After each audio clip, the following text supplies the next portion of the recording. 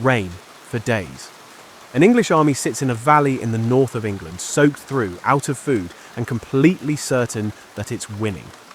It's the summer of 1327. Across the valley, there's a Scottish army, and the English have it cornered. They don't need to attack, they just need to wait and let hunger finish the job for them. They're right about the hunger. They're wrong about who it's coming for. Because that army sitting in the rain hadn't been beaten. It hadn't lost a battle, or been outnumbered, or been cut off from home. It had done something far more dangerous than any of those. It had stopped moving. Start with yourself, because you're the easy part of this problem. A soldier on campaign needs somewhere around 3 pounds of food a day. Bread, cheese, salted meat, whatever's going. And here's the thing, you can carry that. A week of your own food on your own back is a miserable weight, but it's a weight a person can actually pick up and walk with. So, if you picture a medieval army as several thousand men trudging along with their dinner strapped to them, you've got that roughly right. You've also just accounted for almost none of the problem, because an army isn't only men, and the rest of it can't carry a single thing for itself. A warhorse eats about 20 pounds of feed a day, grain and hay. That's nearly 7 times what you eat, and it eats it every single day, whether it fought that morning or stood in a field doing nothing. Now count the horses. When an English army went north into Scotland in 1298, it brought 3,400 warhorses with it. Feeding those horses took roughly 20 tons of grain a day. 20 tons. Daily. And that's before you feed one baggage animal, one cart horse, one pack mule, or one of the animals hauling the grain itself. The men were never the problem. The horses were. So bring it with you. Load the carts, haul the fodder along, problem solved. Here's where the numbers turn against you. Every animal you add to carry food is another animal that eats food. Add enough of them and the train eats its own cargo before it ever arrives anywhere. Work the numbers all the way through and the absolute ceiling comes out around 12.5 days. And at that point, your pack animals have eaten every last scrap they set out carrying.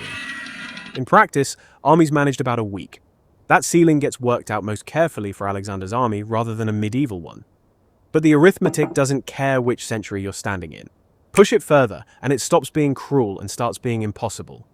March across country with nothing growing on it, and an army can feed itself for 3 days. Stretch that to 4, and you'd need something like 11,400 pack animals to do it. 5 days can't be done at all. Not on full rations, not on half rations, not by anyone. Which leaves exactly one option open, and it's the one every medieval army took. The food has to come out of the ground you happen to be standing on. Every day. Fresh. That's what foraging means. It isn't a gentle word for gathering berries.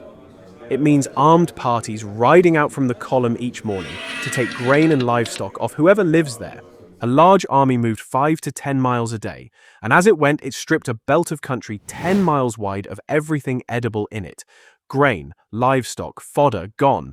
Not raided, emptied. So look at the ground behind it. There's a corridor of emptied land back there, running all the way to wherever that army started. There's no food in it. There can't be. The army ate it. Which means an army that halts is an army sitting in the middle of a field it has already finished eating. It wasn't marching in order to get somewhere. Marching was how it ate.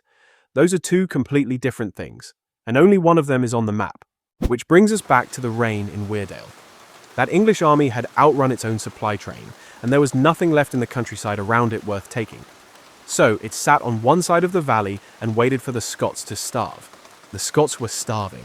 That part was entirely true. But so were the English, and the Scots had one advantage left that the English didn't. They could still move.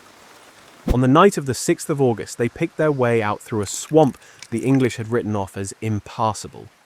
And they went home with everything they'd taken along the way. The King of England was 14 years old. He wept. 4 days later, his army reached Durham, with its horses worn out. Nobody ever beat that army in a battle. It just stood still.